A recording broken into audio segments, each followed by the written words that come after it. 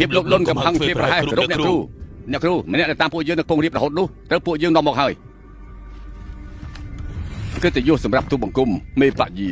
សូមគោរពអ្នកគ្រូមេបលោកគឺយាពុឈិនពិតមែនហើយ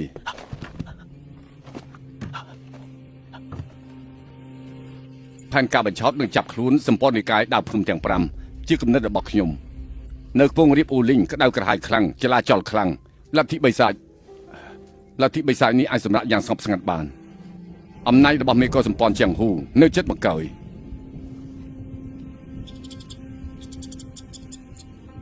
លោកយល់ថាអាឡិតនេះសប្បាយប៉ុណ្ណា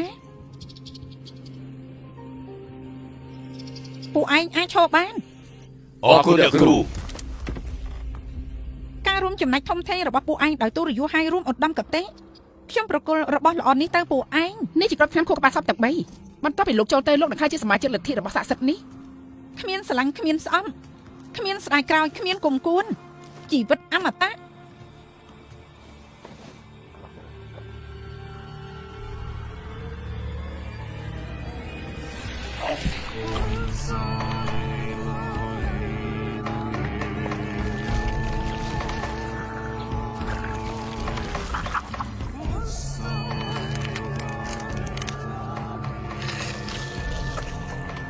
ទៅតាមឈ្មោះរបស់វា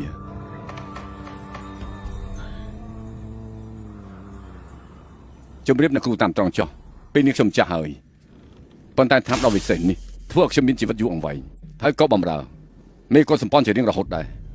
លោកសំណាងល្អខ្លាំងណាស់ទើបអាចមានថ្នាំដ៏ពិសេសនេះអរគុណអ្នកគ្រូ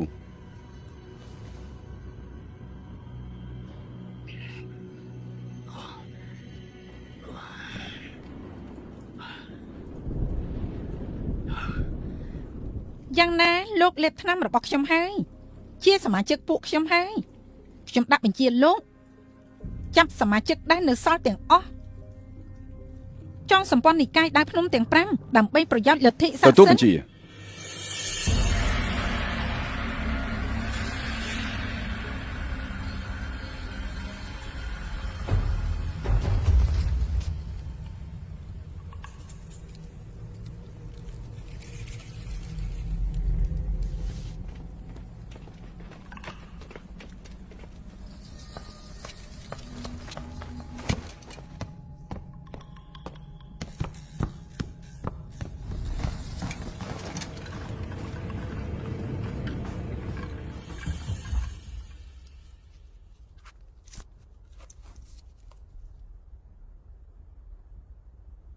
ទីបំផុតឯងមកជំនួសខ្ញុំហើយ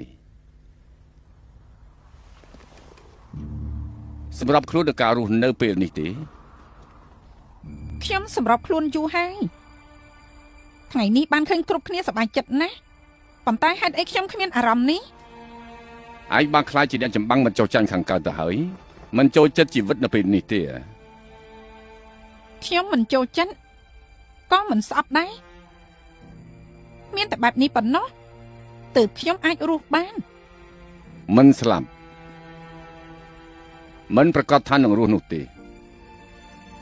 ថ្ងៃនេះខ្ញុំបានជួបមនុស្សម្នាក់គេប្រាប់ខ្ញុំថាឈ្មោះរបស់មនុស្សអាចកំណត់ជីវិតបាន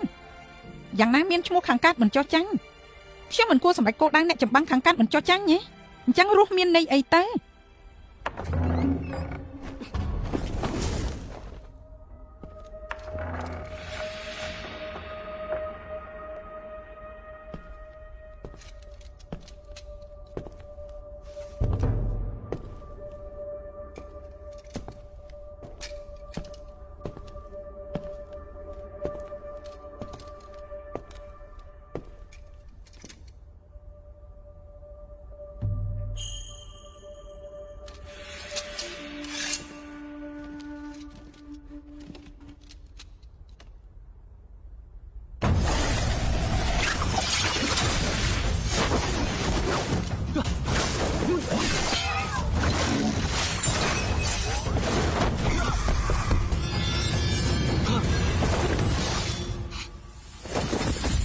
ក៏លោកនៅទីនេះនាងកូនត្រីនាងដឹងថាទីនេះជាបន្ទប់អ្នកចម្បាំងខាងកើតទេឆាប់ទៅជាមួយខ្ញុំច្បាស់ជាដឹងហើយ យ៉ាងណាអ្នកនាងដឹងហើយនៅមកទីនេះទៀតឬមួយអ្នកនាង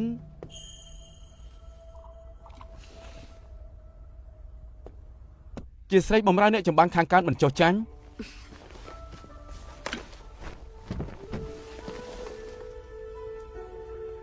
អូខ្ញុំដឹងហើយ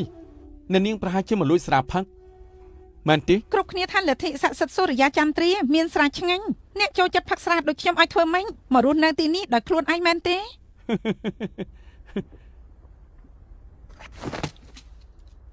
អ្នកផឹកស្រាយល់ពីគ្នាច្បាស់ណាស់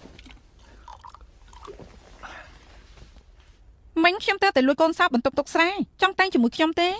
ល្អអន្តើបានទេខ្ញុំត្រូវទៅជួយពួកគេចាំដោះស្រាយរឿងនេះរួចខ្ញុំទៅផឹកជាមួយអ្នកនាងលីហើយ មនុស្សជាច្រើននៅលទ្ធិសូរិយាចន្ទ្រាលោកទប់ទល់ជាមួយពួកគេយ៉ាងម៉េចចាត់ការតែម្នាក់ឯងហ៎ហេតុអីមិនចាំយប់ជ្រៅហើយទៅជួយពួកគេមានឱកាសឈ្នះច្រើនណាស់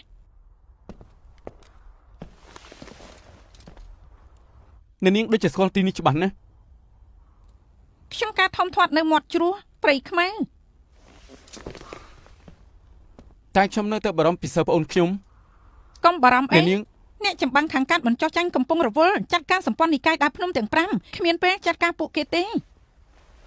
លោកកំតក់ក៏ហល់ពេកអញ្ចេះទៅលោកកំដរខ្ញុំផឹកស្រាសិនចាំខ្ញុំកំដរលោកទៅរកពួកគេយ៉ាងម៉េចដែរ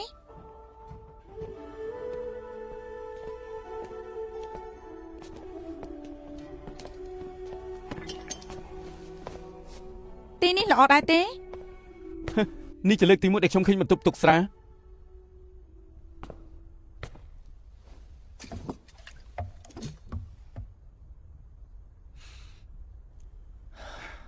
ស្រាក្លិនក្រអូបគុណភាពល្អណាស់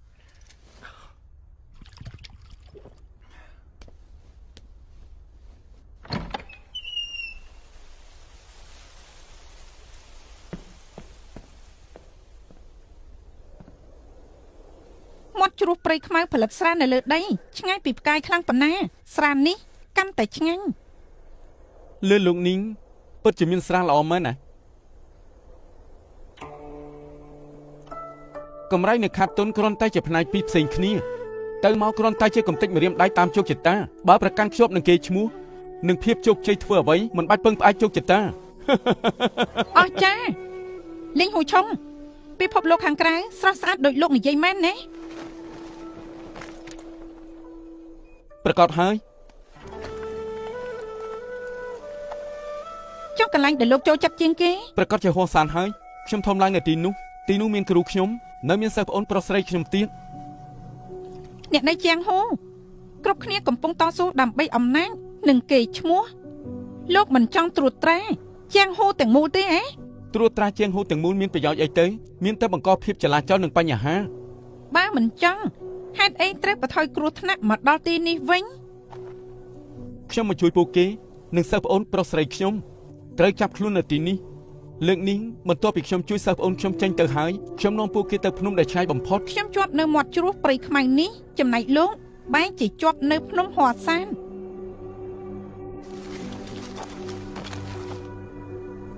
លទ្ធិស័ក្តិសិទ្ធិសូរិយាចន្ទ្រាជាកន្លែងមានបញ្ហាមិនយូរទេទីនេះនឹងលេបទៅបាត់អ្នកនាងទៅជាមួយខ្ញុំទៅ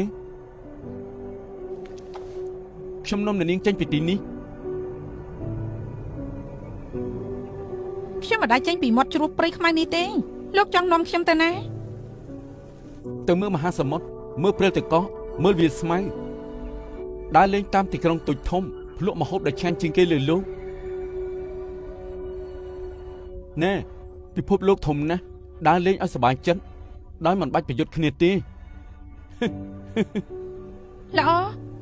ចាំពួកយើងផឹកស្រាអស់មក10នេះហើយខ្ញុំកំដរលោកទៅជួយពួកគេ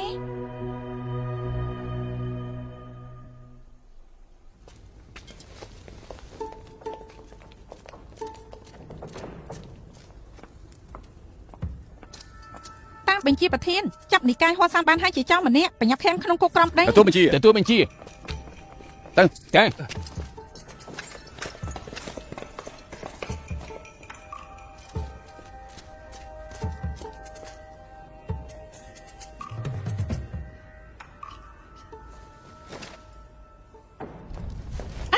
សាច់ច្បង សាច់ច្បង ខាងនេះសាច់ច្បង សាច់ច្បង សាច់ច្បងមក ខាងនេះ សាច់ច្បង អង្គុយទៅ អង្គុយទៅ អង្គុយទៅសាច់ច្បង សាច់ច្បង បងក៏ទៅចាំមកដែរអើសាច់ច្បងតើមានឈឺកន្លែងណាទេ អេបងមិនអីទេបងកុហកពួកឯង ខ្ញុំដឹងថាបងធ្វើពុត អើយសាច់ច្បងខ្ញុំនឹកសាច់ច្បងណាខ្ញុំនឹកសាច់ច្បងខ្លាំងណាស់ យើងមិនទាន់ស្លាប់ទេឯងធ្វើអី មែនហើយកុំរំអួយខ្លាំងពេក មិនក៏ពួកឯងរបួសអញ្ចឹ អ្នក ង ច្បាំងមិនចោលចាញ់ខាងកាត់បង្ខំពួកយើងលេបថ្នាំគ្រាប់មិនណាខ្ញុំសូមជឿសាប់មិនធ្វើការពួកគេទឹកធ្វើទៅនឹងកម្មខ្ញុំខ្លាចទៅច្បាប់នេះចោលខ្ញុំក៏មិនដែរណា បានហើយប្រុសទ្រង់5ហាត់របួសបន្តិចតួចវាយ៉ាងម៉េច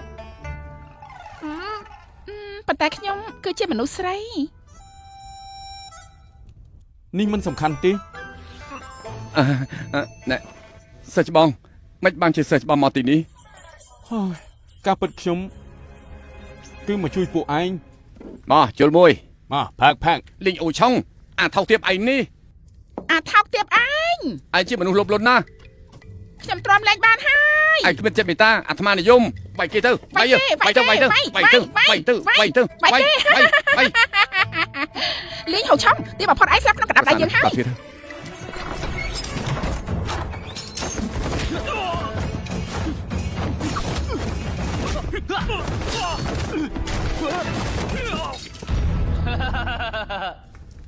เอาฉับឡើង មក ឆាប់ឡើង ឲ្យលឿនឡើង ហេសាច់ច្បងនេះជាដាវរបស់សាច់ច្បងមែនទេ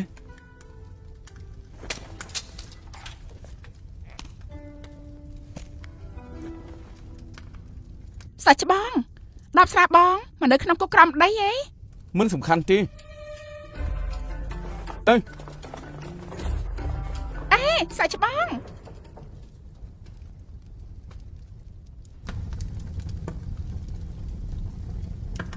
មនុស្សប្រមឹកល្ងងខ្លាំងមិនប្រញាប់ចេញពីទីនេះទៀត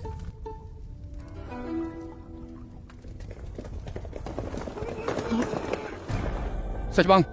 មនុស្សដែលត្រូវឃុំនោះគឺជាអ្នកណាទៅ សាច់ច្បងកុំមើលអីគួរឲ្យខ្លាចណាស់ទៅ ទៅ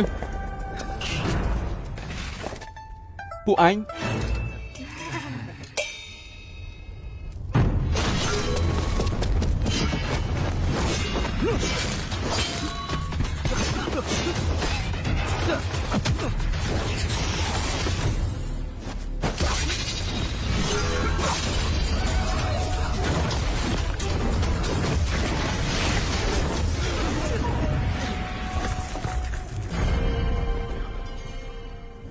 ស្រូបយកធម្មពលលោកគឺសៀងវិនធាន លោកគឺ អ្នកមនាងយិន បងឆុងលើកមុនបែកគ្នានៅព្រៃខ្មៅខ្ញុំទៅវិញម្ដងទៀតតាមរកក្រុមអ្នកនាងយាមិនឃើញគេទេមិននឹកស្មានថាពួកគេត្រូវឃុំខ្លួននៅទីនេះសំទោសដែលធ្វើឲ្យបងអស់សង្ឃឹមកុំធ្វើពុត អ្នកទាំងពីរមកធ្វើអីនៅក្នុងគុកនេះ យប់នេះខ្ញុំឃើញថាគ្មានអ្នកយាមប្រចាំការនៅទីនេះហើយនេះហើយក៏ឆ្លៀតពេលមកជួយបេបាក់យិនស្រីថោកទៀបស្រីថោកទៀបលើយើងលើយើងស្រីថោក យ៉ាងណាដឹងថាលោកគ្រូយិនត្រូវឃុំខ្លួនណៃណាខ្ញុំនាំអ្នកមនាងទៅជួយគាត់ បងឆុង បងសៀងរំខានបងនោមពួកគេចេញពីមាត់ជ្រោះព្រៃខ្មៅ សាច់ច្បងយ៉ាងណាបងដឹងថាមានអ្វីកាត់ឡើងនៅលទ្ធិសរិយាចន្ទ្រានៅយប់នេះបងទៅជាបែបនេះហេតុអីទៅ បើអ៊ីងអ៊ីងមិនជន់ដំណឹងបងទេបងក៏មិនដឹងថាពួកឯងត្រូវឃុំនៅទីនេះដែរគុណប៉ុននេះបងត្រូវតែតបស្នងគេ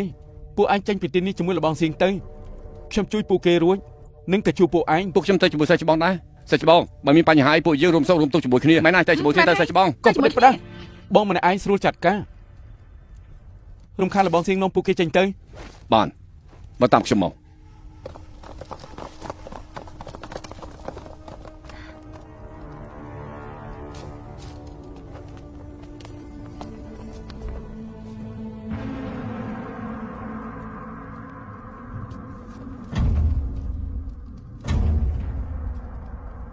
កលឹះយន្តគុកថ្មនេះរឹងដូចប៉មបន្ទីមិនអាចបំផ្លាញដោយកម្លាំងពួកយើងបានទេខ្ញុំមានវិធីយើងវ៉ាស៊ីងរត់ហើយ